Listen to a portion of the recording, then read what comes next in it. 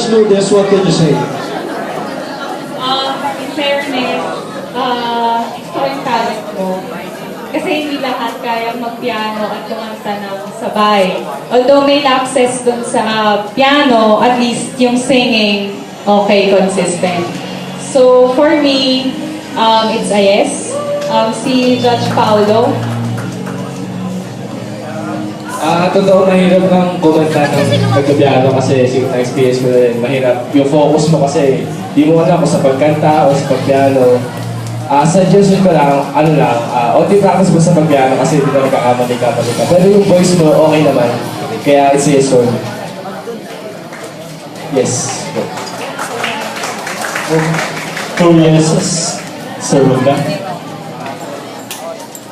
Well, I appreciate what you did, no? You gave us something different this afternoon. You played the organ while you're singing.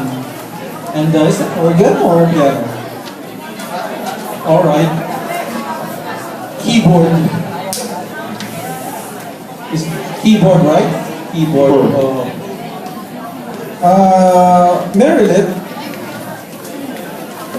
for me kasi, I'm looking for a talent that will give me quite a goosebump. And for me, it doesn't really struck me as a judge. And it's just an ordinary performance.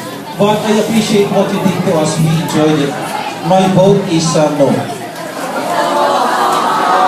Okay, 2 years and a no. On the set seems more. Hello, Marilyn. Yan. First of all, I'd like to say na ang cute mo, no? Parang kang bata. Batang-bata ka. Okay. Siguro before, ito na naman ako. Ako na naman to. Ayan, before I give... Ikaw na naman nasisira ng pangarap nila. Oo. Ayan, before I give my vote, I'd like to make some suggestions, no? Siguro mas mapapower natin or makikita namin yung mabibigay mo yung goosebumps na hinihingi ni Atty. Roldan if you will concentrate muna dun sa singing. Kasi you really have a big voice, you know, a powerful voice, and you cannot deliver it kasi nagpa-piano ka pa.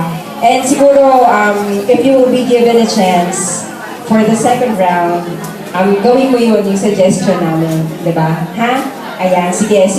I'm gonna give na my vote. My vote is yes. Okay, pasok na rin si Miss Meredith. Congratulations. See you next round.